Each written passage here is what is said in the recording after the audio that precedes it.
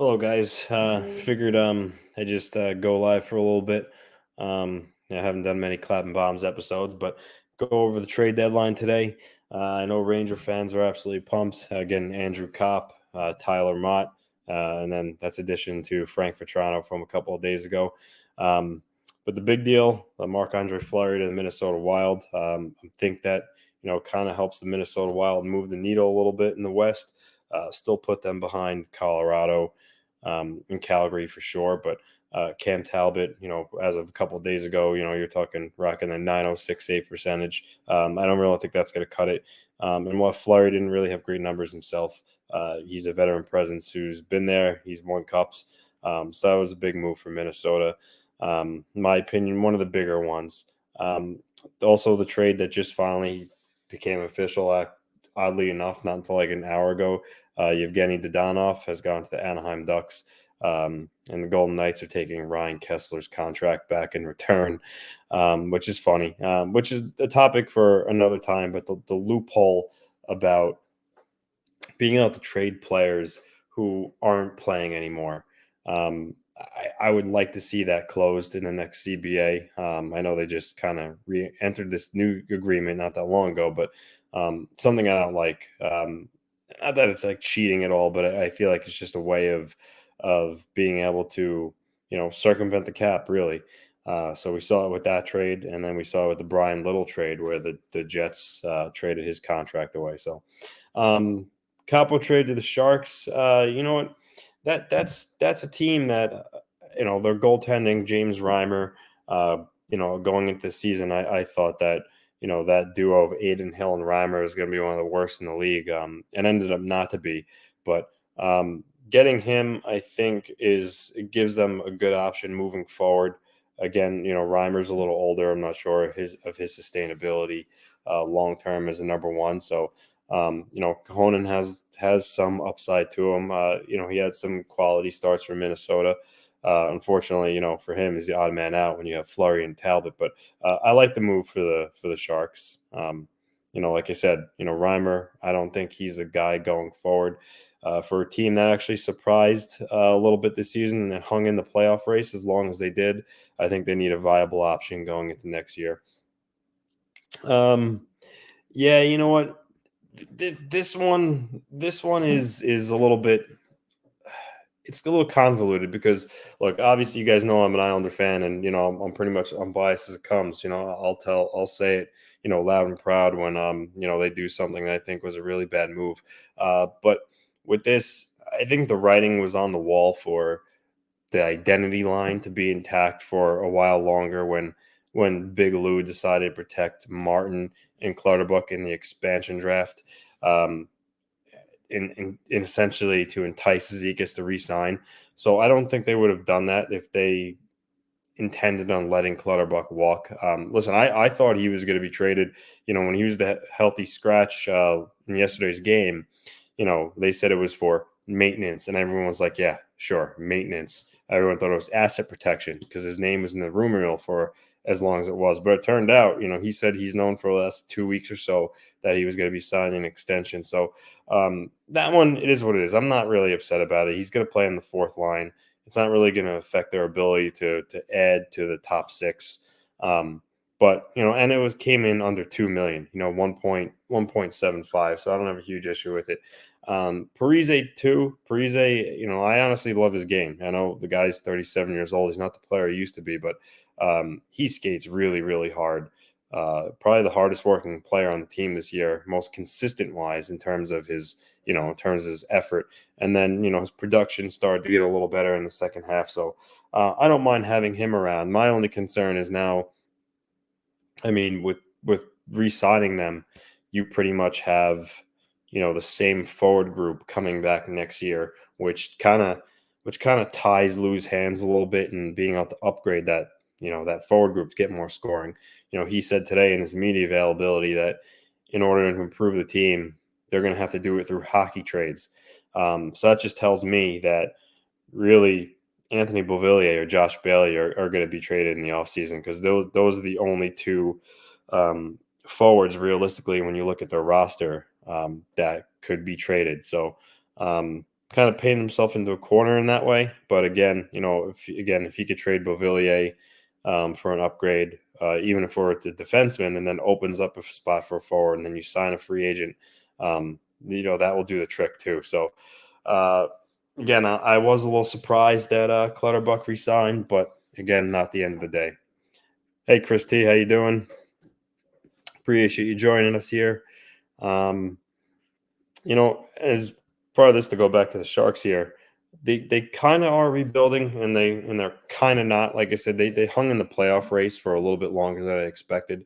Re-signing Thomas Hertl, at least to me, signals that he believes that the team can compete sooner than later. I really don't think he would have re-signed for 8 years if he thought that for the far majority of that it was going to be a rebuild. So I just think the Sharks need a little more scoring. After Hertl and Couture, Meyer, they leave a lot to be desired. So I think they can improve that area.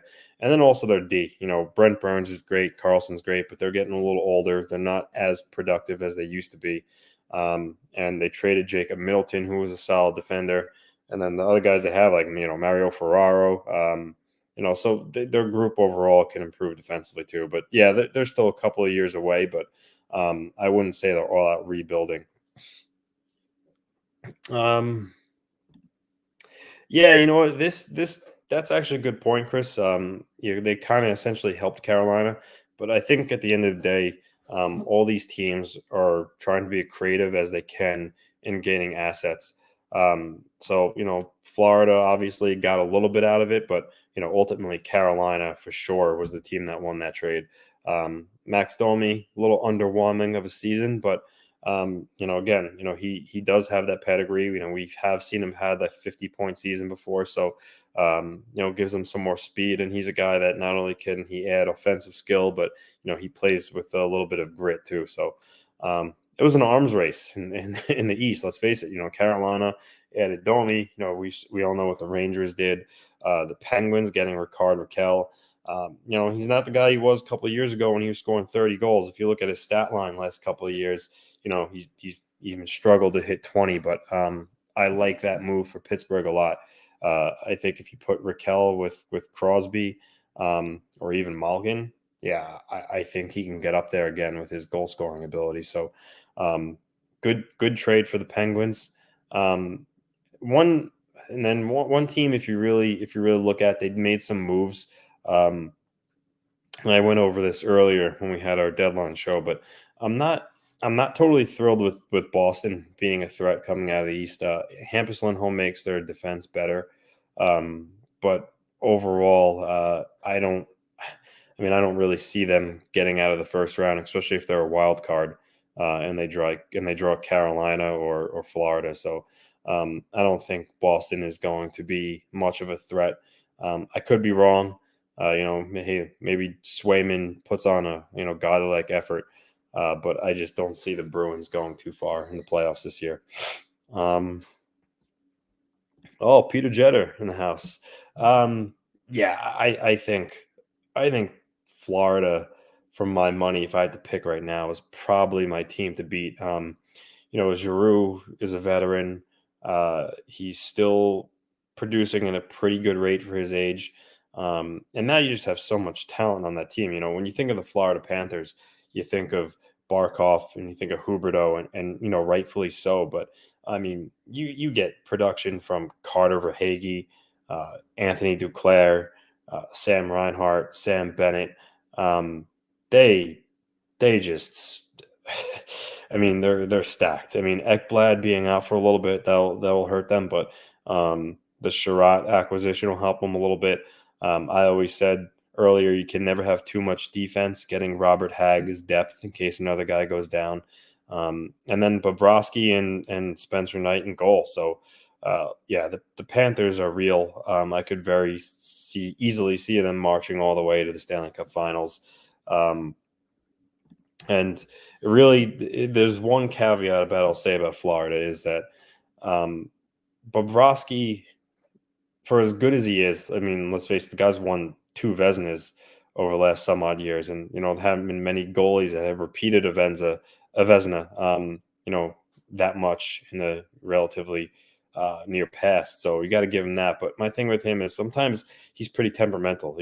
Sometimes you look at him and when he's having off nights, you look at him and you say, like, how is this guy ever any good? So I think sometimes, he could be a little bit hit or miss. If you look at the stat leaders in save percentage this year, he's not amongst the top 10 or even 12, I think. And, for one of the best teams in the league, maybe raise a little bit of an eyebrow to that. But so my point is, if Bobrovsky is having one of those periods where he's just a little bit off his game, I think that could really be the only thing that derails the Panthers, because they're just going to score a lot.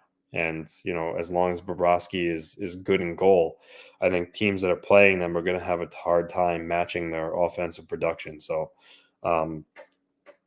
yeah, for me, Florida's the team to beat in the East. Yes, and this is a good point. Spencer Knight will probably be the starter in a couple of years, and that's why it makes you go back to and scratch your head when they gave Bobrovsky that giant contract.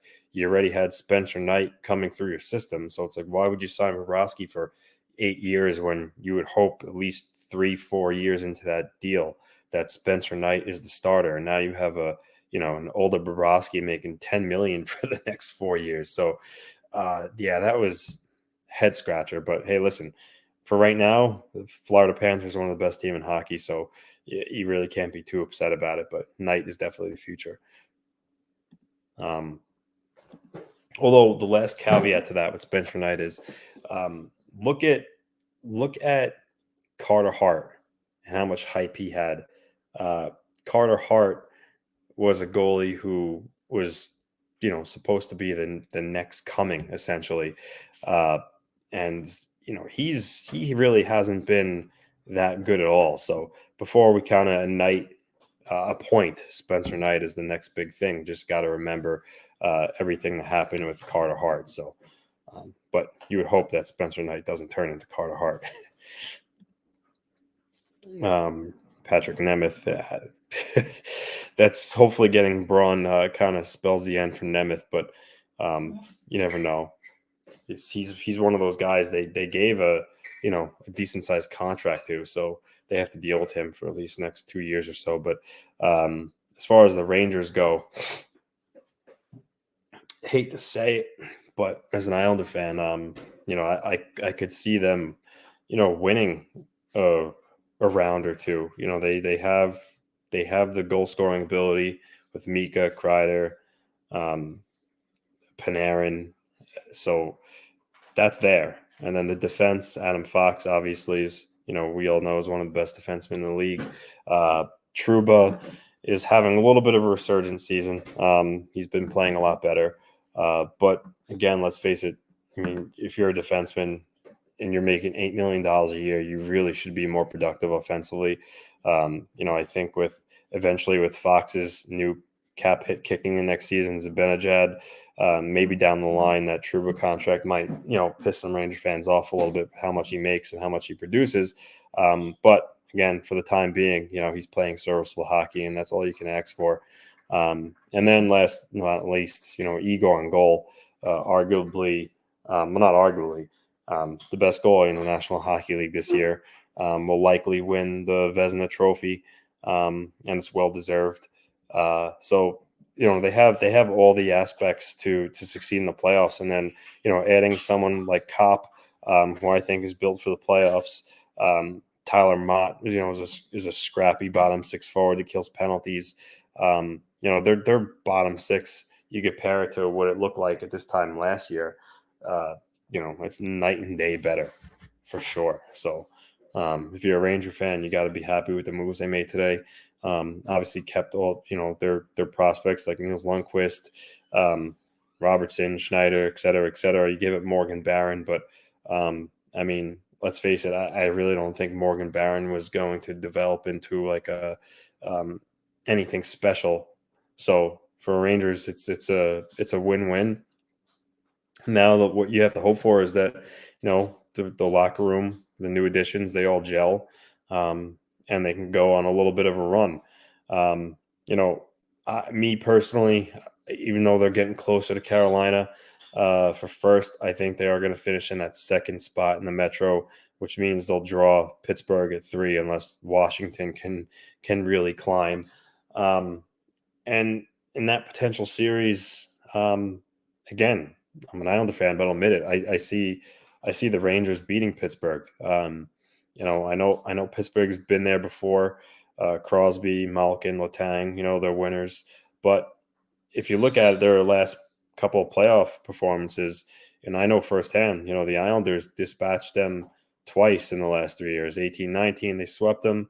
And it's just a team that Tristan Jarry eventually will fold like a cheap suit. If that happens, then the Rangers' march to the second round would be, so much easier. So yeah, Pittsburgh getting Rickard Rakell, like I said, that's a good coup for them, and he will help. Would just match them up against the Rangers. I just think the Rangers pretty much win the matchup in every category. So I like the Rangers over Pittsburgh if that's who they face. So, yeah, the Rangers could definitely do some damage. The only team I could see them, losing to for, I won't say almost for sure because, anything can happen, but I think Carolina would beat them. I know they just beat Carolina and you did it with Georgiev and goal. But Carolina, I just think is one of those teams that aren't particularly the best matchup for the Rangers. I think Carolina has the ability to. They could really stifle offenses with their defense. I mean, Slavin, Pesci, they're really good shutdown defensemen. And then you have Freddie Anderson, who's playing at a pretty good clip this season. Even though I was kind of iffy on Freddie Anderson, to be totally honest with you, going into the offseason, I thought that he couldn't get the job done in Toronto, and I thought when he went to Carolina, he wasn't going to be that good. But he's having a really good year. And then their offense. I mean, they have a lot of weapons that could score. Svechnikov, Aho, Teravainen, Niederreiter, Trocheck, Martin Necas. So they got a lot of guys that could score. If it weren't for Florida, I would say they're actually my team in the East. But obviously, Florida is in the East, so Carolina will come in at number 2. But they're a damn good hockey team, and they play entertaining style of hockey too. So they're fun to watch. But again, you never know. This is why they play the games. So we'll see. But the Rangers definitely kept up with the arms race in the Eastern Conference. Out west, a little bit of a different story. I felt there was more action in the East. I think Colorado became even stronger. I mean, Arturi Lehkonen is a really good hockey player. He's a pest to play against. He could chip in offensively, and he's got speed. And that's just going to help Colorado even more. Then a veteran like Andrew Cogliano they added too. And then, combine that with the team they already have. They just play such a fast-paced style of hockey. I don't know if anybody could beat them. Calgary would be the only team. And I think for Calgary to do that, it would be on the legs of their goaltender, Markstrom, because offense, I think they can go toe-to-toe with Colorado. Markstrom would be the one that would make a difference in that series. But let me see this. Yeah, exactly. And I agree with you. And, as a Ranger fan, it's cool that you can admit that. And it's like this in all fan bases, but you have homers. They can't really say anything bad about your team. But yeah, and there's no shame in that. Those are 3 really good hockey teams that could easily win the Stanley Cup. For me, oddly enough, I think realistically there's 5, 6 teams who I think will win the Stanley Cup, and all the others I think are just a couple notches below, and I don't think have what it takes to get done. And that's Carolina, Lightning, Florida, Colorado, and Calgary. I think those are far and away the 5 best teams in the league. And I'd be shocked if none of those teams won the cup. If it was someone else, I really would. Again, it could happen. That's why they play these games. But those are the teams that I would put my own money on to win the Stanley Cup at the end of the day. Like teams like St. Louis, they're a good hockey team. Can't really see them beating Calgary or Colorado in the West. And then in the East, again, like the Penguins, the Bruins, the Capitals. I mean, I just don't see it. Even with the Rangers, and again, that's not. I'm just saying I'm an Islander fan. I just think Florida, Carolina, and Tampa Bay, they're just too good. I mean, hopefully for the Rangers in your guys' case, that one of those teams play each other at some point and knock the other one out, and then that's helps the Rangers a lot. But one of those three teams, I would probably say there's a really good chance they come out of the East. Yeah, and again, there wasn't they had UFAs, but none of them would have really returned much. Chara and Green, like I said, they didn't want to go anywhere. Even if they did, I mean, what were you going to get for them? A fifth round pick, a sixth round pick? Almost not worth to move one of them. And at that point, it really wasn't. So yeah, Varlamov honestly was really the only one that I would have moved or I would have liked to move because I think he was a guy that you could have got good value for. Not saying he would have got a first, but I think he easily could have got a second and a mid range prospect. Who knows? There were teams that needed goaltending out there. Vegas right now is running on Logan Thompson and Lauren Brissett. So you would have thought they would have reached out, and maybe they did. Lou Lamoriello will never give out details, but in his availability after the deadline, he said that there were a lot of teams that were interested in Varlamov, but he just didn't want to move him. And he referenced how good Varlamov is for Sorokin's development, and that's true. But at the end of the day, having your goaltenders make up $9 million in this day and age isn't particularly prime. Especially when Sorokin is as good as he is. I think, and listen, it could still happen in the offseason, so it's not like anything's written in stone. But in my word, and from my view, moving Varlamov, getting good assets back, and then signing a cheaper backup goalie in the offseason for let's say $2.5 million is the right way to go. But again, I think Lou believes that just with some fine tinkering in the offseason, the Islanders could be right back to competing again next year, and he probably views as needing Varlamov because, as you see with goalies getting injured in this league, having two goalies that could play at a high level is a huge plus, and he feels that they'll probably need Varlamov again next season, but we'll see.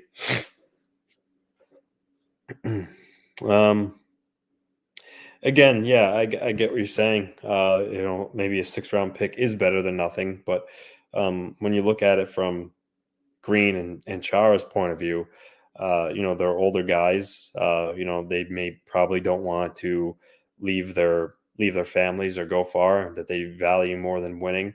And one of the things that players and people who know Lou say, where Kevin Kurziel's beat writer, he wrote in his post deadline piece.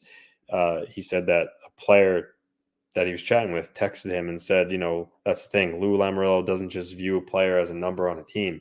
He views him as a person, in reference to showing the respect to Chara and Green by not moving them and sending them away from their families when they didn't really want to move. So stuff like that does go a long way when players get to free agency and they think about these things. It's just a little plus that Big Lou has in his pocket there. But I do agree with what you're saying. Something is better than nothing. But at the end of the day, I guess he did the right thing by the player. Best trade today. I think if you're talking a little bit of surprise factor, I don't really think there was that trade today that happened in prior deadlines, like last year, the Red Wings and the Capitals with the Anthony Mantha trade. Vrana, kind of no one really saw that coming. None of them are rentals. Wasn't really like that this year. But if I had to take a guess, maybe the Fleury trade to Minnesota. I mean, I know yesterday there was talks about Minnesota being interested, so I guess I wasn't totally shocked, but I thought that was a good trade, even though it wasn't like a blockbuster of players going back and forth in either direction. But it was icon and Marc Andre Fluery, future Hall of Famer. going to Minnesota and trying to carry another team on his back and see if he could bring them to a cup. I think that's pretty cool. So there you go. Mine's Fleury. We're in agreement, MJ. But yeah, that's my one critique of this deadline. It didn't have that like wow trade. It was neither like a buying or selling move. It was like a straight up hockey trade.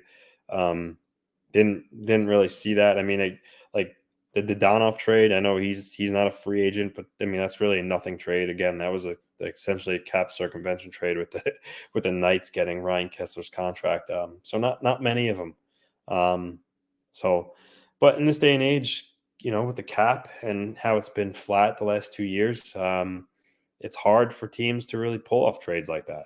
The salaries, it was always at the front of mind of all these general managers. So, maybe when the cap starts to go up again, maybe we'll see a little bit more of the hockey type trades made at the deadline. But for now, I think, that's going to be like a lot of summertime deals around the draft. Which, speaking of, that's when Lou had said the only way to improve this team is through hockey trades. I think that's when you're going to see the Islanders make their move. For now, Lou essentially just kicked the can down the road. In the summertime is when he's really going to have his feet to the fire and try to improve the team. But so for me as a fan right now, it's it's just can't wait to the off season, because at this point, it's the worst when you're not a playoff team and you just kind of have to, get through these last 20-something odd games. But it is what it is, right? Can't change it. Let's see some other trades that took place today. I thought that the Blues had a really good pickup with the Nick Leddy trade. I think Nick Leddy is going to help them, kind of at least try to keep pace with some of those teams like Colorado and Calgary. Almost quite literally, Nick Leddy is probably, for my money, one of the best, easily 10 skaters in the league. He's fast, and he's just got a beautiful stride. And like Phil said earlier, when he was talking about the Rangers potentially getting Leddy, he just skates the puck out of danger so well. So I think he's going to help the Blues in that manner. I think that was a big coup for St. Louis. But again, for St. Louis, I don't know. I mean, Jordan Binnington, I don't really particularly think he's a good goalie anymore. It's turning out almost like he's almost like a flash in the pan type player. Not going to say like Jim Carrey from back in the day with the Capitals, but boy, does Binnington look pretty bad this year.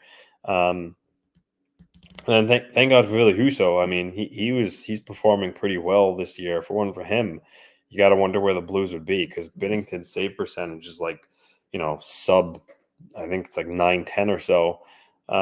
So if it weren't for Husso, I don't know where the Blues would be right now. But again, I don't know how those two goaltenders are going to hold up in the playoffs. So that's my fear for St. Louis. Jeffrey Barzal. So he signed his extension at the beginning of last year. So he's under contract. So you don't have to worry about that. And he's not eligible to sign an extension, I think, until next January, because I think he'll be an RFA again at the end of next season. But moved, I mean, I would be shocked. I mean, moving, no. So no, I don't think, unless a team really blew their doors off. I know Lou referenced the hockey trade. Unless a team like similar to like a Seth Jones for Ryan Johansson trade a few years ago when Nashville and Columbus made that trade. So unless like a team offered, I'm sure you can't even really think right now, just like a defenseman or some of equal skill level to Barzal 1-for-1, but that's almost like fantasy land. That's not going to happen. So if anything, I said Anthony Beauvillier is the guy to trade. He's young. He's got value. He's already scored 20 goals in this league once before, and then has two other like 18-goal seasons in his pocket. He's a guy that I think they can move for a top 4 defenseman. Like if you move, and sorry, my dogs are assholes. If you move Anthony Beauvillier for, let's say, Sam Girard on Colorado, and then that spot left open, you can replace him in free agency. And yes, David, that's actually a perfect example, but that's that's not going to happen. And if it was tabled, I would actually have a long thought about that because Makar is absolutely great. But number one centers don't grow on trees. But then again, you could say guys like Cal Makar don't grow on trees. So that's that's a good one. But you know what, Brock Nelson, the way he's playing this year, I mean, he's very underrated. He does not get the credit he deserves, in my opinion.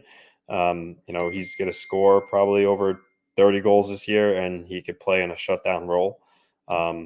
So I don't know. I don't know. Make me think about that one. Move Nelson up to number one center and get Makar. That's yeah, maybe, but I don't think that's going to happen.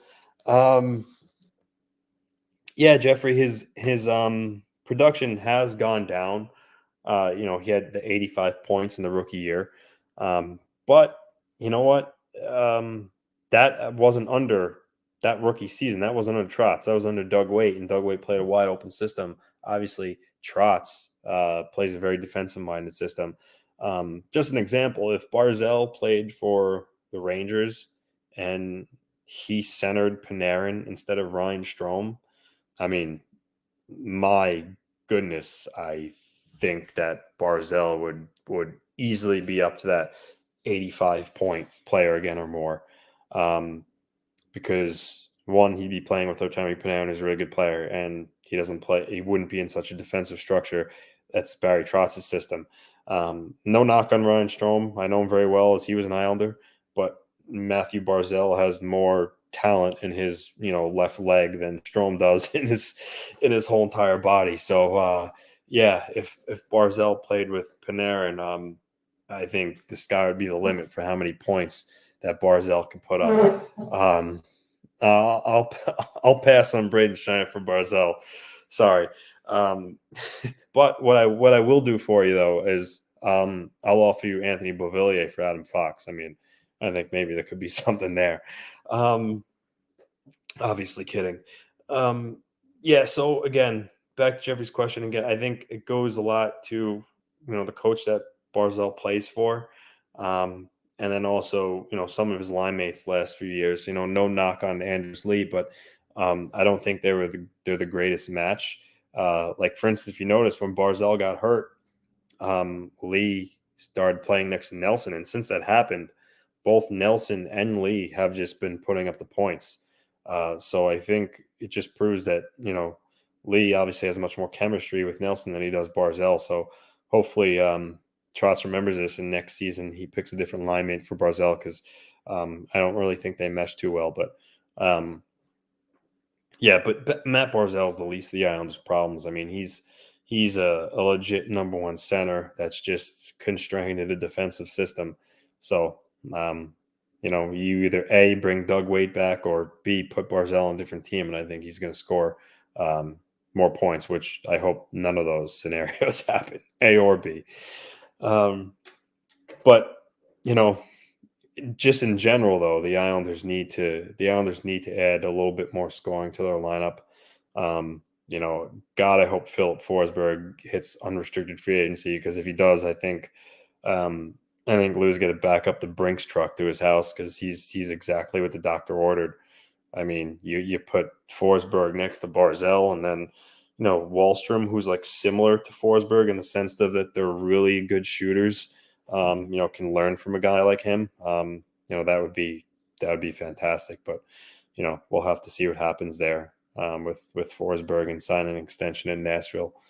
So hopefully for my sake and fans everywhere who have hopes to sign him, that he doesn't re-up in Nashville before July. I don't know what it is this year, if it's first or like last year, it's going to be like July 10th when free agency opens. But you get the point.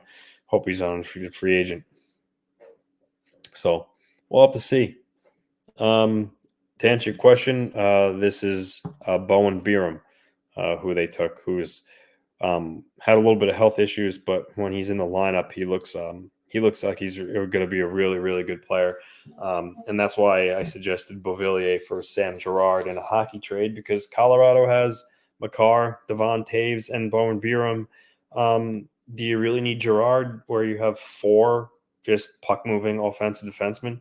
I mean, you think at some point, right, you trade from position of strength. You can trade, Girard for an improvement in another area. So that would be my hope, but we'll have to see.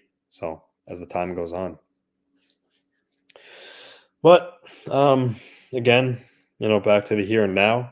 Even though my team's not going to be in the playoffs, I'm excited to watch the upcoming playoffs, and it's the best time of the year. Trade deadline's over, so now all these teams are beeline towards the finish line. And now it's there's no turning back now. If you get an injury, there's no replacing somebody via trade. You have to deal with it and hope you have the depth to finish strong. So I think that obviously, not that I know for in the East, the playoffs picture has been pretty much set for a while now. No team outside the playoffs is making it. Columbus is the closest, but even they're 13 points behind, so it would take a miracle for them to get in. So the East is set. And out in the West, that's the area of concern, right? Or question where teams are still up in the air there. Vancouver's in the mix. Dallas is in the mix. Vegas is hanging on for dear life. So the West is going to be pretty exciting to the end. And I just have to wonder why Kelly McCrimmon out in Vegas didn't acquire a goaltender. I just don't know. Well, I mean, maybe he got good news and Robin Lehner is going to come back at some point. But as of a couple of days ago, the report was that Lehner might be done for the year. So Lehner out for the year, and again, Laurent Brossoit and Logan Thompson as the goalies. I mean, I don't know how they make the playoffs with those two. I mean, I really don't. They might just feel that between Leonard's injury and Mark Stone, all these injuries, that it wasn't worth, let's say, mortgaging the future for a quick fix, and they'll just try to get in what they have and see what happens. I mean, that could have been the route they went and why they didn't get a goalie. But if you're a Vegas Golden Knights fan, you have to be thinking to themselves, so, is this the first time that we missed the playoffs here? Because it's a real possibility. Dallas is, not that they did much. I mean, I think Dallas, they traded for Nemestikov, I think, is one of the only moves they made. So at least today. So I mean, Dallas has the edge in goal. Well, sorry, they also acquired Scott Wedgwood, but I think Dallas has the edge with Ettinger. Obviously, take him over Vegas too any day. So yeah, I think it's a real possibility that Dallas gets in over Vegas. I mean, Rope Hintz, Jason Robertson, Pavelski, they're carrying the load. Yeah, again, like especially Vegas. I'm really surprised Vegas didn't.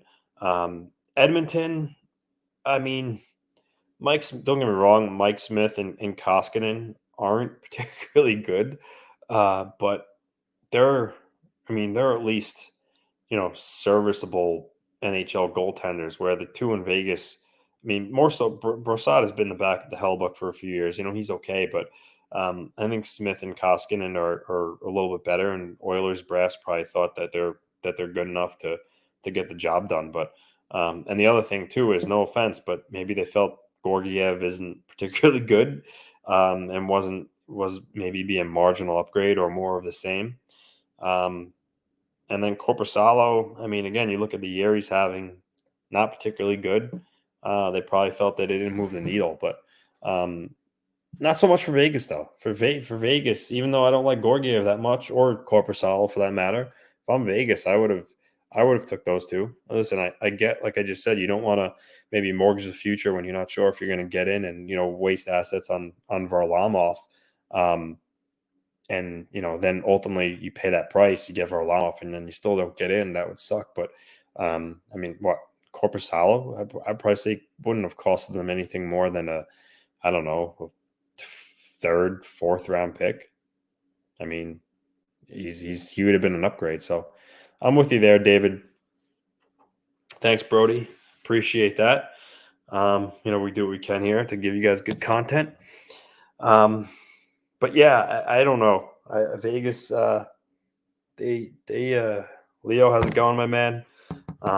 They surprised me. They really did surprise me because maybe they learned a lesson. I referenced on our show last week that they'd never been afraid to go get the guy they want and go trade their essentially their top prospects. I went over the list the other day. I mean, they traded Eric Branstrom in the deal for Mark Stone. They traded Cody Glass. They traded Peyton Krebs. And there's another first round pick I'm missing that they also trade. Oh, Suzuki, the Pacioretty deal. So they have always traded their recent first overall picks for a guy that's going to help them win now. And I thought maybe they would have done that again with goaltending, but they didn't. And Leo, yeah, I referenced earlier. Lou in his media availability after the deadline said that there were a lot of teams that were interested in Varlamov, but again, Varlamov's on the contract for another year, so he didn't have to move him. Also, again, he feels that they can win again as soon as next season, and goaltending, as we see with these other teams, is very important. So he probably felt it'd be useful to keep around. Now, whether or not that changes in the off season, maybe they move Varlamov then.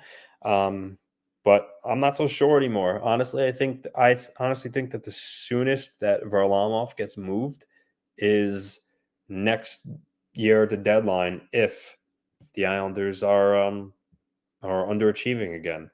But if they're contending like they hope to, then I think he's going to play out his contract on Long Island. But it's just unfortunate because $9 million in goalies. When you have one as good as Ilya Sorokin, doesn't really make sense to me. But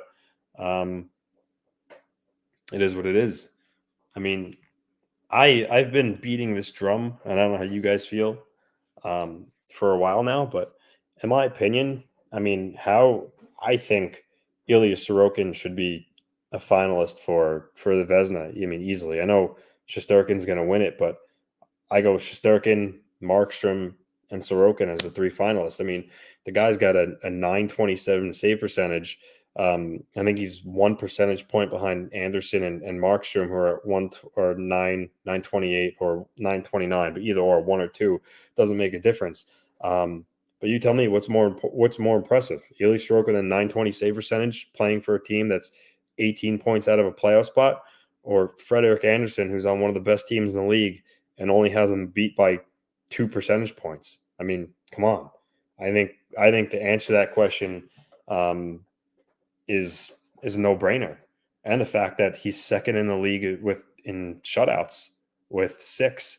Only Markstrom with 9 has more. So I mean, to me, what Sorokin is doing is much more impressive on a non-playoff team than what Frederik Andersen is doing on a good team. On a great team in Carolina. I mean, I just don't see the logic in that. I mean, listen, I know at the end of the day, it probably is going to be Shesterkin, Markstrom, and Anderson, but I mean, I see no scenario of why Frederik Andersen should get that last finalist spot over Sorokin again. If we're talking, Anderson at 929 and Sorokin's at 920, 919, then yeah, obviously it's not even a talking point. But again, it's literally 2 percentage points, and the guy's on the best team in the league. Well, sorry, he's on like the points wise the second, third best team in the league. Homer or not, that's not more impressive than what Ilya is doing on a bad hockey team.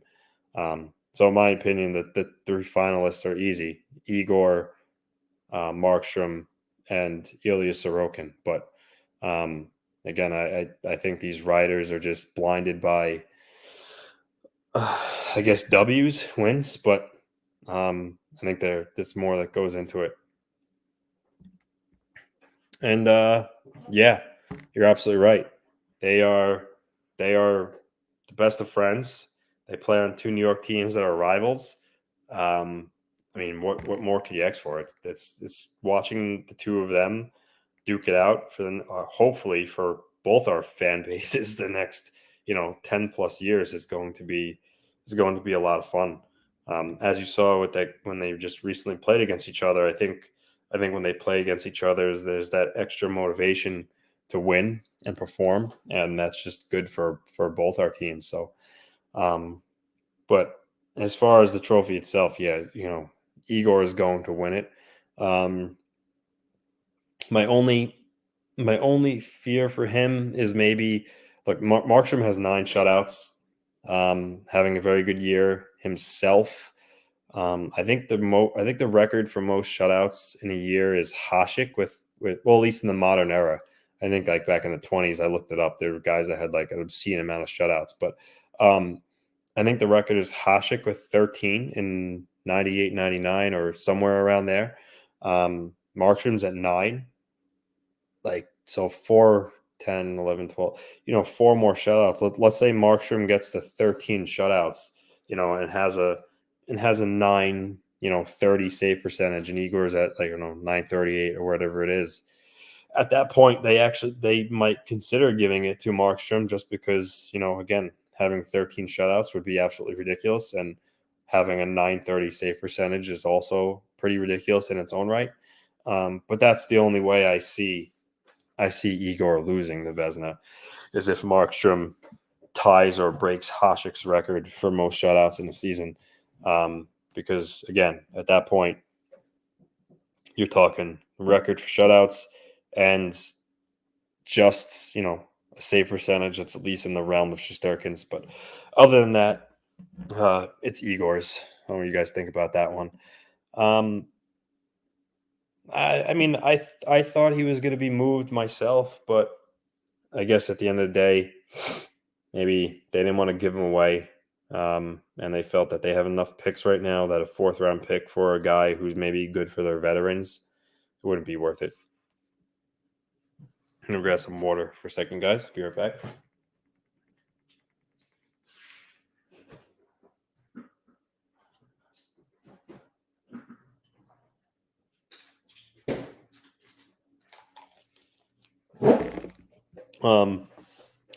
Yeah, but one guy I thought that Arizona would maybe move would be Shane Gostisbehere. He's having a kind of, a resurgent year playing for Arizona. Back a couple of years ago when he put up all those points for Philly, I thought that, a lot of people thought he'd be that next big thing, offensive defenseman. And I thought maybe teams would, want a little bit of a power play specialist at the deadline, but I guess Arizona does need to keep some guys around. They need to hit the cap floor next year, and Gostisbehere has a decent sized cap hit, so that probably goes into one of the reasons why he stayed. But the Copp trade. Listen, I love the Copp trade for the Rangers. Again, you didn't give up Niels Lundqvist, you didn't give up a 1st-round pick, although it can turn into a first if I think the condition was if the Rangers win at least 2 rounds and Copp plays in 50% of the games, which I think he will play in 50% of the games if that does ultimately happen. But as of right now, you're talking 2nd-round pick, Morgan Barron, who again I really didn't think he was going to develop into like a star player, so I don't really think there's a loss there. And a couple other picks, and you get a guy who could score. He's built for playoff hockey. I think he absolutely helped stabilize the Rangers bottom 6. Could probably also play in the top 6 in a pinch. You have to look at it as it's a win-win. I really don't see any way this trade would be a bad thing for the Rangers. I mean, maybe if they, no, not even if the Rangers lost in the 1st round, I don't really think this would be a bad trade for the Rangers at all. Again, you didn't give up a top prospect. You're not talking 1st-round pick, so it's definitely a win. I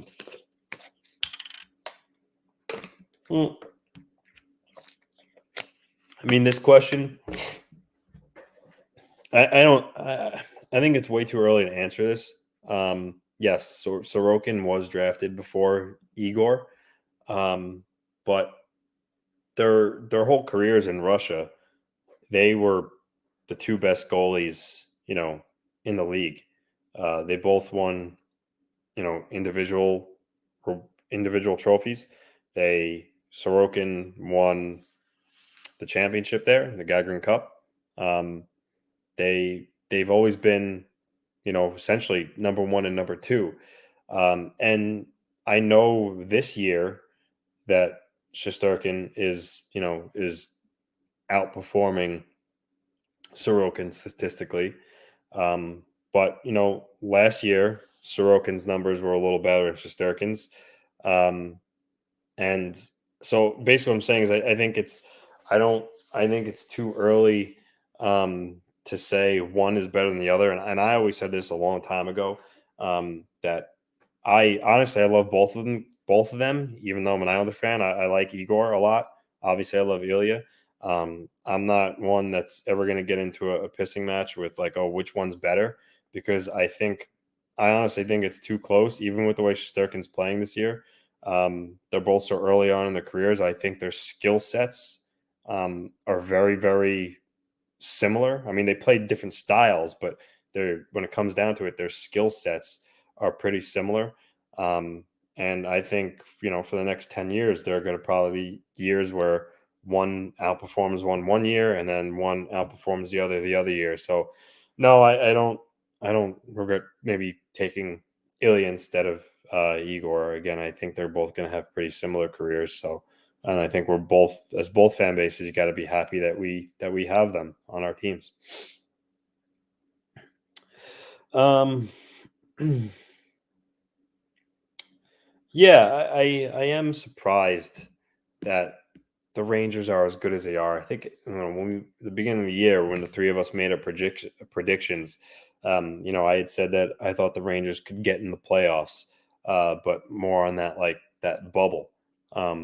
But that's they obviously proved me wrong. I think they've exceeded expectations, and I think it's been fueled by, obviously, one, Igor Shesterkin's having a phenomenal year. He's propelling them. Chris Kreider's having a career year. Zibanejad is still playing at a high level. Panarin is. Adam Fox is still playing at a Norris caliber level. So yeah, they they did surprise me. I obviously thought that the Islanders were going to be a lock for the playoffs. So sometimes, things just things just go in ways that you didn't predict it. So I'm happy. I'm happy for most Ranger fans, because, like I said, in really every team you have just idiots. But you guys are always also cool, and I'm happy for you guys that your team is going to be playing playoff hockey again. I think it's been 4 years, so you're going to be all jacked up, and rightfully so. If you didn't, I don't know if you'd have a pulse. Playoff hockey is the best, so you're going to enjoy it. And I was asked the question, the other day, like, do you think, next year, the Rangers are going to take a step back? And it's, I mean, it's not out of the realm of possibility. Because I mean, look what happened with the Islanders this year. I think Ryan Callahan referenced on TNT when he was talking about the Islanders today. He mentioned how the Lightning were a powerhouse. They missed the playoffs one year, and then they came back, and then a year or two later, they're winning Stanley Cups. So sometimes these things happen. So the Rangers, I think, will be a playoff team again next year. But again, the one good thing about our sport is that you never know, what's going to happen. One year you could be at the top of the league, and then the next year you could be fighting for a playoff spot. And that can happen in any sport, but in hockey more specifically. And that's why I love our sport so much. You just, it's not like, the NBA, where you have, like, it seems like, and granted, maybe I'm wrong because I haven't followed the NBA in God knows how long, but it's like the same teams every single year. Like in hockey, you just never know. And the Rangers being good again, it's good for the league. It's good for New York hockey. It's good for the rivalry. So yeah, but they're here. Most importantly, focus on the now. They're here now. They're going to be in the playoffs next year. We'll see what next year brings. But for now, you got to enjoy the ride. So yeah, to answer that question, yes, I am surprised the Rangers are where they are right now. But I knew they were going to be a lot better of a team. I just didn't think they were going to be this good. And yeah, Leo, I don't like to make excuses, but at the end of the day, a 13 game road trip is very hard to start. And then you have the COVID and then the injuries. Brock Nelson got hurt. Then around the time the COVID happened, and it was a perfect storm this year for the Islanders. Like literally everything that could went wrong. So and then finally, not to mention, you finally do come home. You open up a brand new building, and your first ever game there. That's when your COVID outbreak hits. Like your captain, your lifeblood, the lifeline of the team, Lee gets COVID. He's out. Adam Pelech, one of the best shutdown defensemen in the league, out. And then from there it just spiraled downhill. At one point they were 5-3-2. So that's 8. 10. You're talking 10 games through a 13 game road trip. They're 5-3-2, and you take that. I remember at the time saying 13 game road trip to start the year. I'll take 5-3-2 and run any day of the week. But from there it just went totally awry, and they couldn't dig out of the hole. So and then what also didn't help was that Varlamov missed all of training camp, and then say what you want about him, but I think for a goalie, training camp is probably the most important, and for him to miss it and not have any preseason games or anything like that, and then come back and start playing, I think that really affected him, and he's had to play catch up all year, and that was something that hurt as well. So, listen, again, it is what it is. At the end of the day, they didn't get the job done, but certainly didn't help. But hopefully next year, better result. Yeah, thanks. Funny guy. No, like I said though, in all seriousness, it's not just all that. They at the end of the day, they didn't get the job done. But 13 game road trip isn't to start the year isn't good. But we'll see.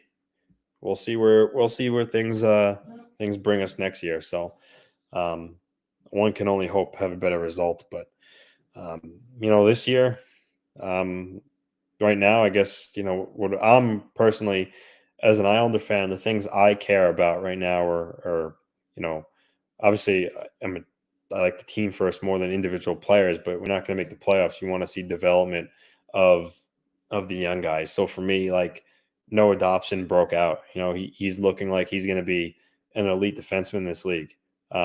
He has, he's like I said earlier, he's on pace for 50 points. So, I want to see Noah Dobson get to 50 points. Again, Ilya Sorokin is, fourth in the league in save percentage behind, Shesterkin and Anderson, Markstrom. I want to see, Sorokin finish 2, like right behind Igor, and just have the best finish he can. Maybe, like I said, be that Vezina finalist. I want to see Brock Nelson already broke his career high in goals at 27. I want to see him get to like 35. So those are just, at this point, some of the things that I just, kind of rooting for.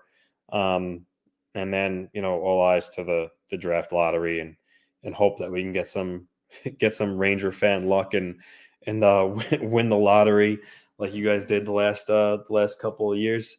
And then go from there. But I'm a realist. At the end of the day, I highly doubt that's gonna happen. But you never know.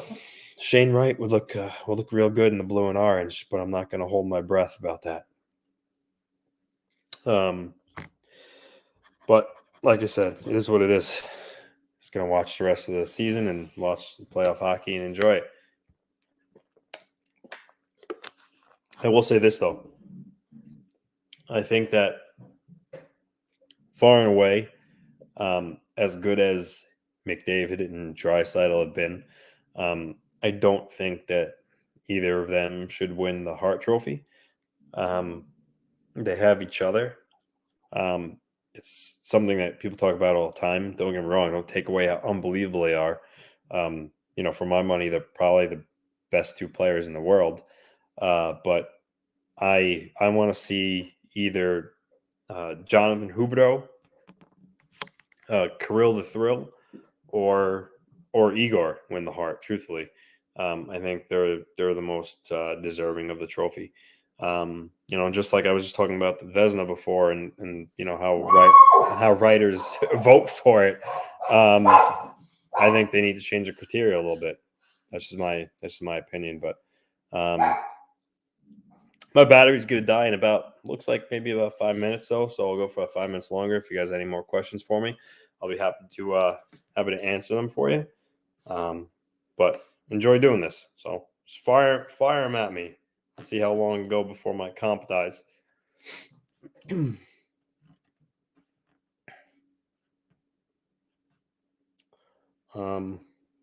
One thing, speaking of Huberdeau, by the way, he is a guy that I used to think was kind of like just a little bit underrated, and I still think he's actually terribly underrated. I mean, he doesn't get talked enough, be for my liking. What type of dog I have? I have a Bernedoodle, which I got in last year. So it's a mixture of a Bernese Mountain Dog and a poodle. Hyperallergenic, and I wanted a big dog, and my wife was unsure about it. We have a small dog, another one. It's basically like a Havanese, but so I added him to the mix not that long ago. He's great. Am I worried that you might trade Wahlstrom? Honestly, yeah, a little bit. Like I said, I referenced earlier. Lou Lamoriello in his post media said that for the Islanders to improve, they have to make a hockey trade. And with the re-signings of Parise and Clutterbuck, when you look at their forwards, literally every forward spot is taken. Like they have the 12 forwards on the contract that are playing right now are going to be on the contract next year. So, I mean, who's that leave? Beauvillier, Bailey, and then maybe Wahlstrom. I think one of those three guys are going to go to improve. And I hope it's not Wahlstrom. One, because he's under an ELC. So you need those cost control guys in your lineup. So I hope it's not Wahlstrom. My money is on Beauvillier. I think that would make the most sense. Like I said, you call up Colorado, you offer Beauvillier for Sam Girard, and then you use Beauvillier's open spot in free agency to get it forward. But you never know. Yeah, Wahlstrom for Kravtsov. I hope not. I'd be steamed like you wouldn't believe. I would not believe. Like, I would be. But like I said, the Rangers and Islanders very, very rarely make trades. I think the last trade they made was years ago with Yuri Niemi was the Islander prospect that went to the Rangers. I forget who the Ranger prospect was that the Islanders got back. But that was it. But again, I don't remember the player the Rangers traded, but they don't ever make trades. So David, I don't think I have to worry about that. One interesting thing that someone mentioned to me not that long ago. I'm just going to plug this in quick because I just want to talk about this thing before I go. That Adam Pelech and Alexis Lafreniere have the same amount of points, 21.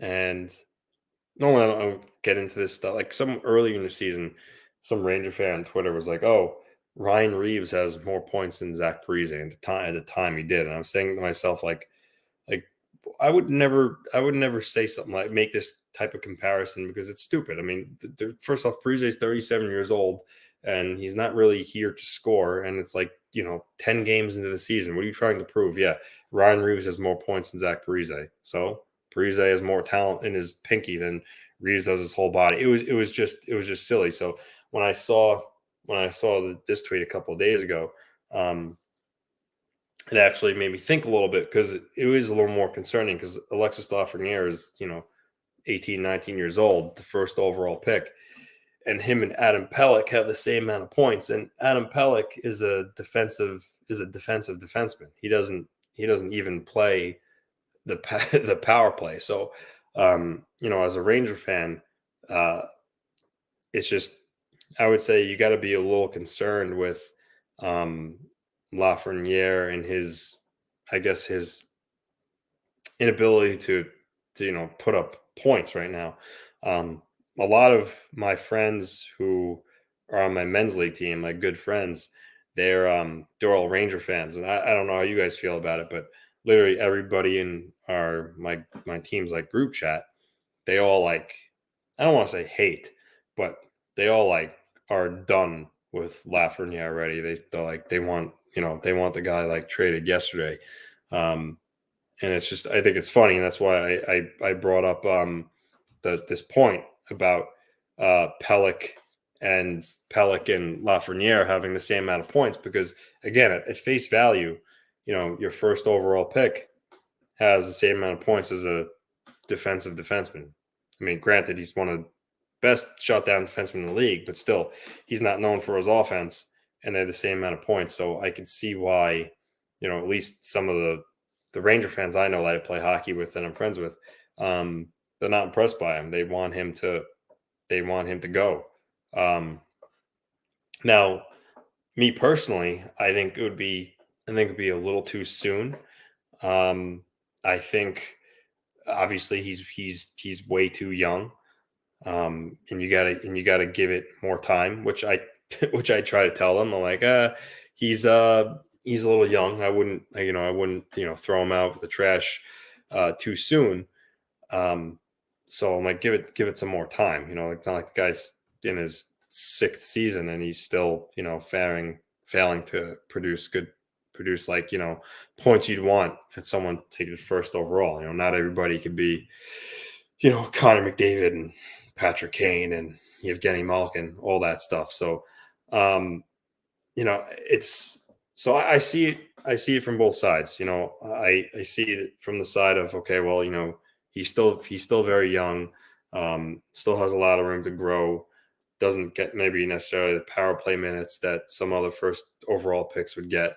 And then on the other hand, I say to myself, okay, well, despite that, a first overall pick who has has as much skill as he has should still find ways to produce a good amount of points, maybe despite not getting the ice time or that many chances. So essentially earning the ice time by literally every time he goes out there, you're being productive, and you still have 40 points at this point of the season so far. So, kind of goes both ways, but at the end of the day, when you make the kind of final ruling on it, it's way too early to write off Lafreniere. I think he will get there. I don't think he's going to be a 80, 90 point guy that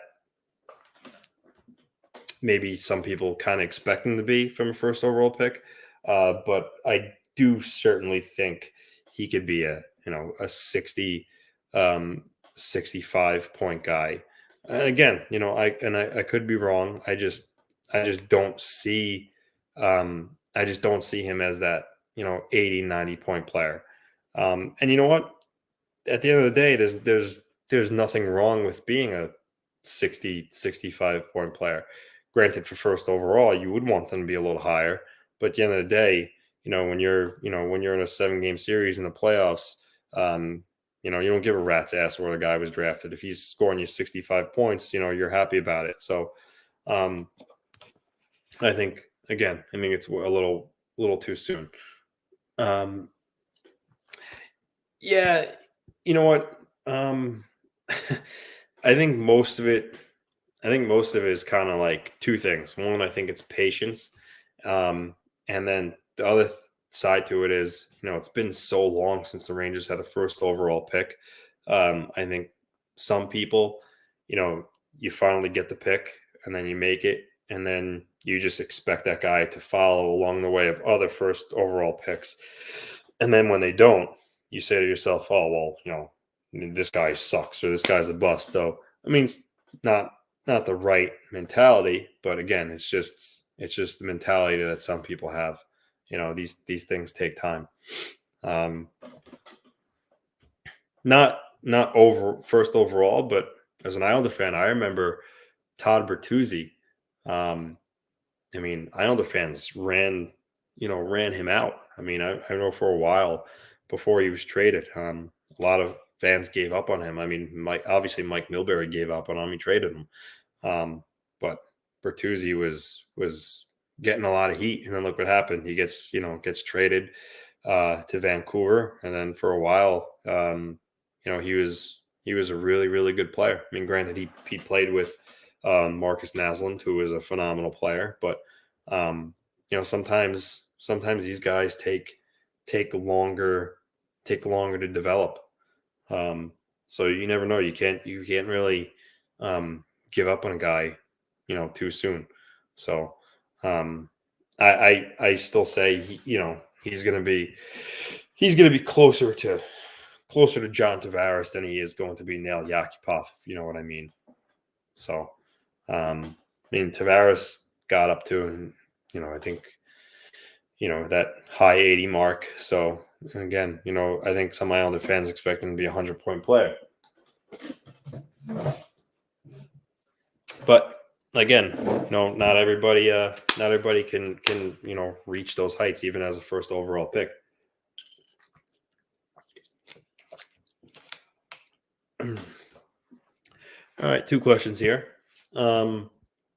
So Nils, I feel like he got a lot of hype coming into the year, and that's okay. As especially New Yorkers, we're passionate about our sports. You get guys that perform well before they come to the pros, and you want them to succeed. And this guy's gonna be great. He's gonna do this. Obviously, you saw Neil start with the Rangers. He started slow. He wasn't putting up the points, but that's okay. As young defensemen, you take longer to develop. So I think Nils is still going to be a solid defenseman in this league. So I wouldn't necessarily trade him. As for Zach Jones, I think Nils is a little bit more raw. I think Jones is a little more NHL ready, in my opinion. And I think next year, I think he's going to fight for. I think they both are going to fight for a spot on the opening day lineup, and they might both make it. So I don't think they're going to be traded. I would be surprised, unless someone. I'm just spitballing here, and again, I don't think they're going to be able to fit him due to the cap and Mika's contract extension kicking in and Adam Fox. Well, let's just hypothetically say Patrick Kane has 1 year left. He was debated the deadline this year, but he said he wasn't ready to move. Let's say in the offseason, he makes the decision that, okay, I have 1 year left. I'm 33 years old. We're not going to win. I want to be traded. And, the Rangers are a team he'd go to. Then, yeah, that's the type of move where, I think Niels Lundqvist would have to be involved in. But again, that was an example. I don't think Patrick Kane is going to go to the Rangers for cap purposes. I don't think there's any way they would really be able to fit him. So, how much different do I think the Islanders will look? Well, I think for sure they are going to have a better left side defense after Adam Pelech than Andy Green and the Zdeno Chara. I think our own, highly touted defensive prospect in Robin Salo, I think he'll be on the third pair to start the year. And I think they're going to acquire a left-handed defenseman to play in the spot that was left by Nick Leddy that they never replaced. So I don't know who that's going to be. I had hopes that it was going to be Hampus Lindholm, but obviously that's out the door now that he was traded and signed to an extension by Boston. Crushed my heart a little bit. So, Jacob Chikrin is certainly going to be an option. He was not moved today, as you all know. I think it's going to be an off-season move, and I think he would fit the Islanders perfectly. He's young to fit into what they're doing. His cap hit's manageable. I think it's like around $4 million. He signed for a couple more years, and him and Pelech would be phenomenal to have on the left side. Not saying that's just one option. John Klingberg is a free agent in Dallas. I think he'd be a great fit. So you get where I'm going. I think the Islanders are going to get another top 4 defenseman. And I also think they're going to change the makeup of their top 9 by trading Josh Bailey or Anthony Beauvillier. But other than that, the core is going to be in pace. Barzal is going to be here. Lee's going to be there. Sorokin, Dobson, Brock Nelson, Pajot.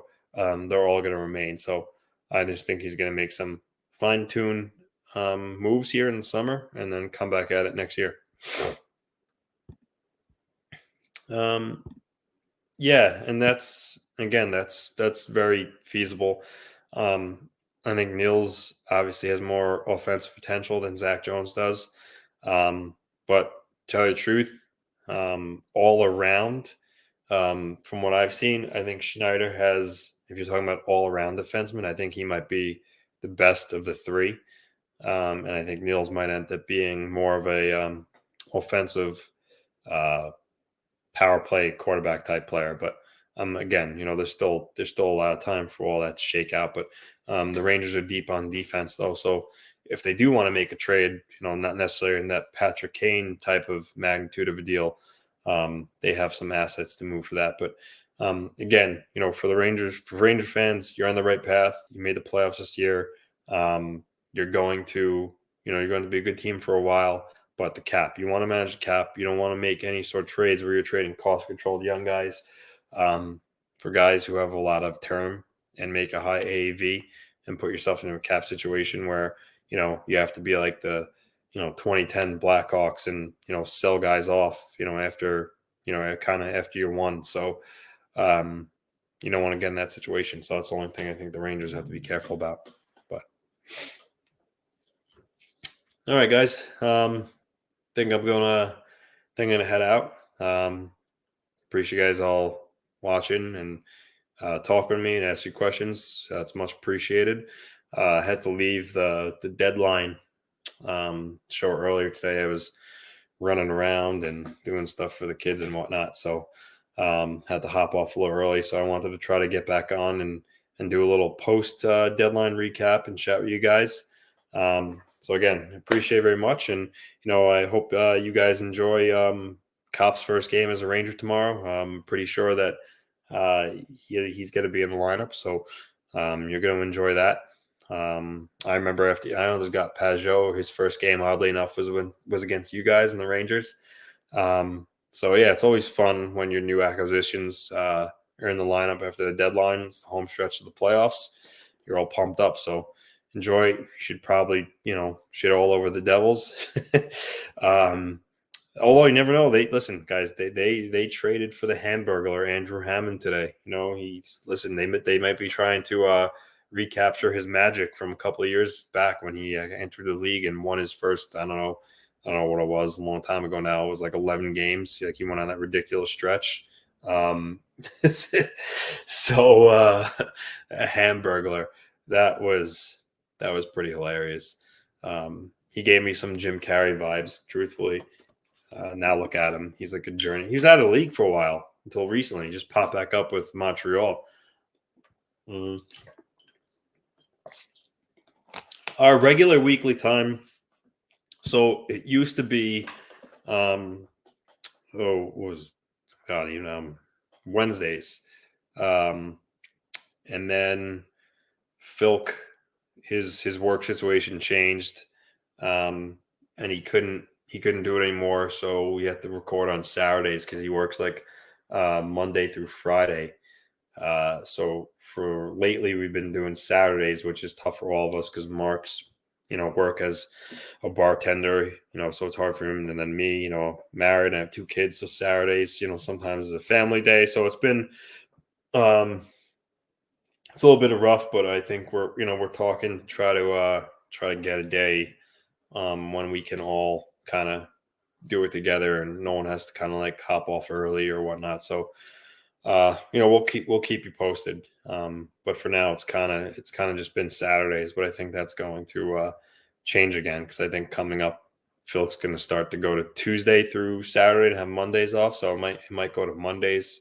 I don't know. So we'll have to see.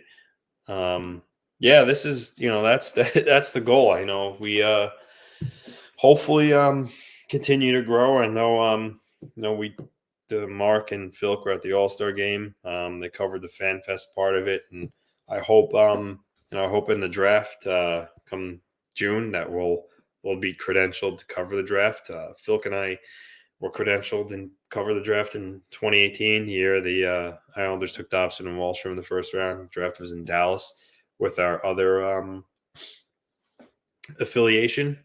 So hopefully we could be back at it and cover the draft. And I'm gonna get back on, trying to get some guests on the show.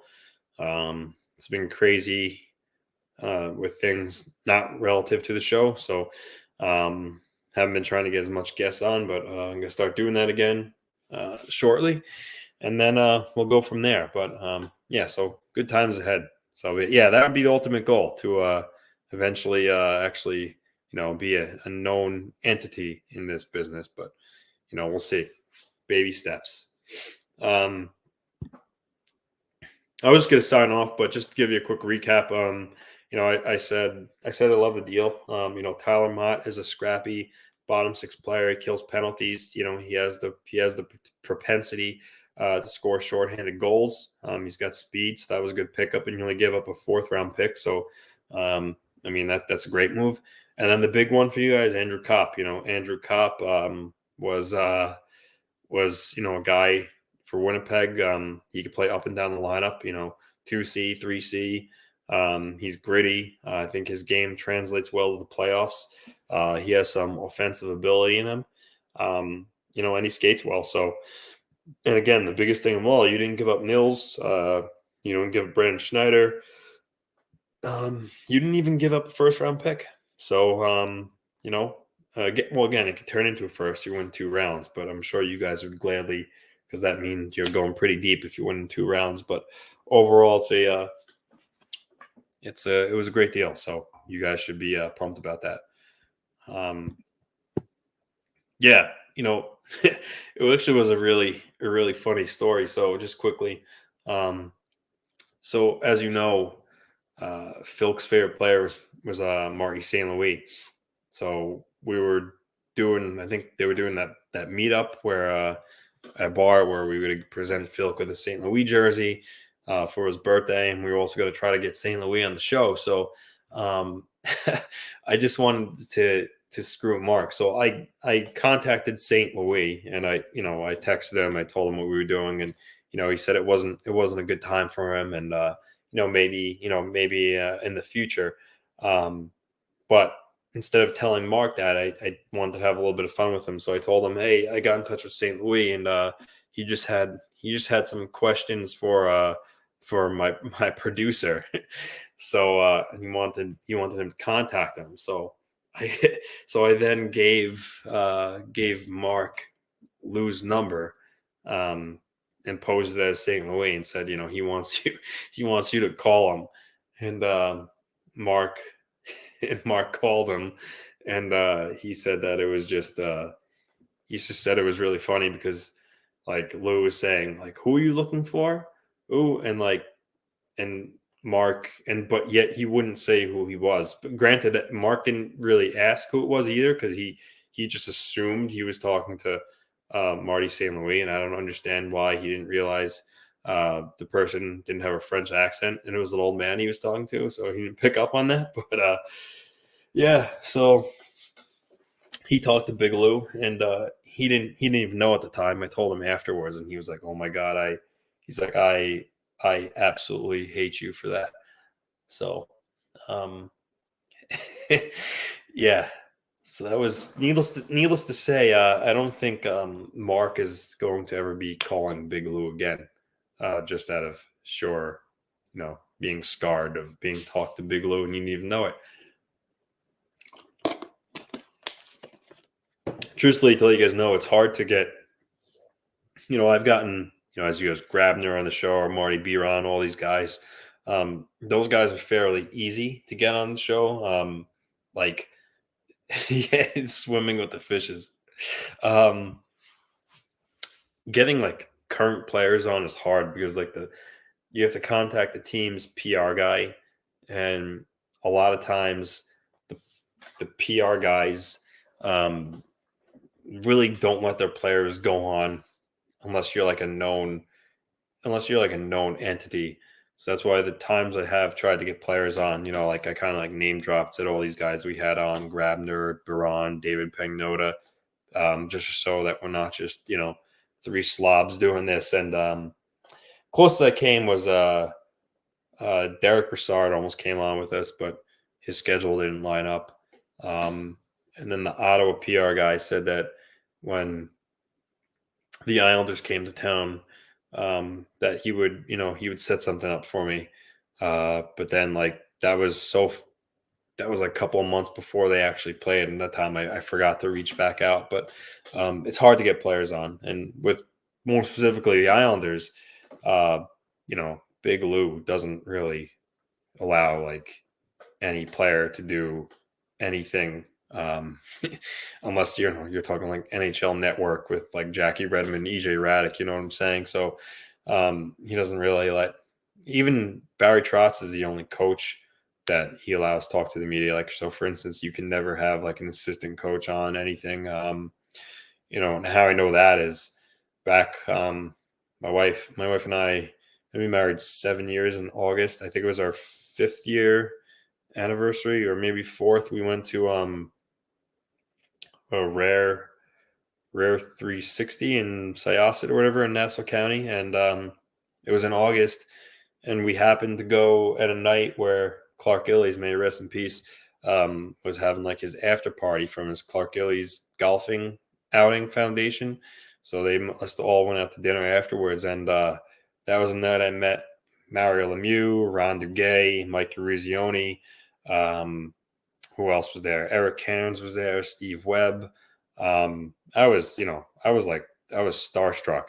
There were more guys there too, and as good as I am with like knowing NHL players and old players, I couldn't like place the names to some faces. So there were definitely more people there that I didn't identify. But anyway, point of the story was I was talking to Eric Cairns and Steve Webb pretty much all night, and my wife was cool with it because she's like, "Listen, I understand, best player of all time, Mario Lemieux's here." Like, she didn't mind that I wasn't, solely focused on her. But I was hanging out with Steve Webb and Eric Cairns, and at the time, Philk and I had the other show that we had on our network.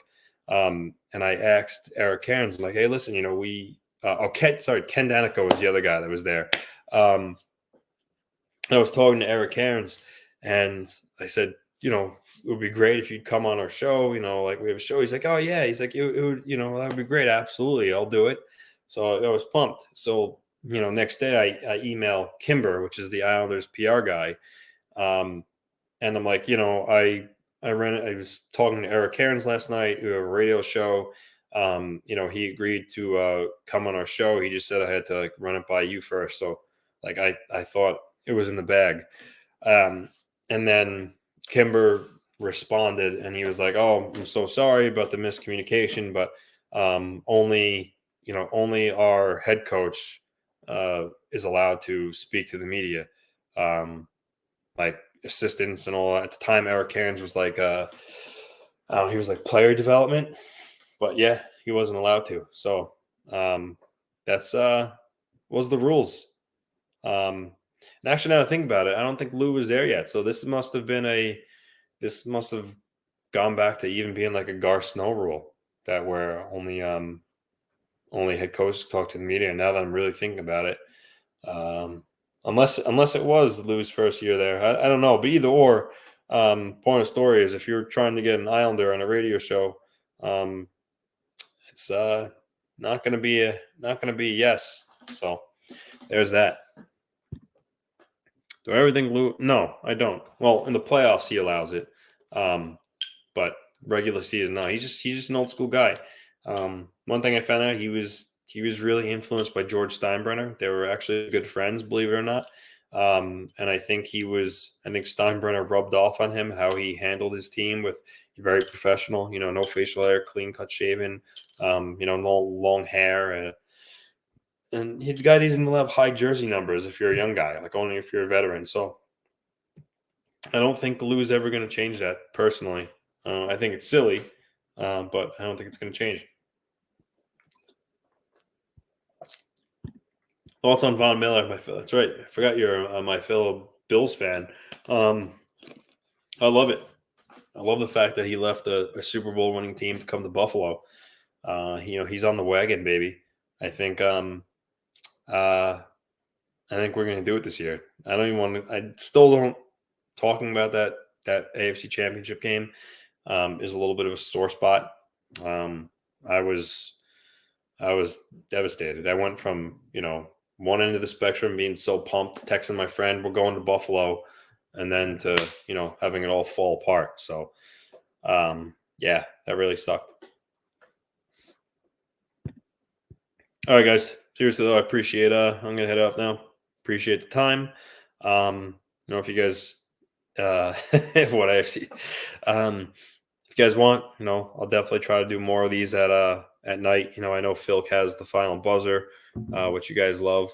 So if you'd like to see more of this, I'll definitely do so. Give us outsiders perspective in the case of all you Ranger fans and whatnot. So and again, I enjoy talking hockey. So I'm gonna do it all night, but I'm gonna head out for now. Again, appreciate it, guys. Hopefully, you guys see a win tomorrow with your new and improved team, and hopefully, the Islanders get some wins too and finish strong. But nice chatting with you guys, and I'll catch you guys on our normal show, probably this Saturday, I would guess. But we'll see. Like I said, we'll keep you all updated once we have a new permanent date that we're all going to be together. All right, have a good night, guys. Thanks a lot.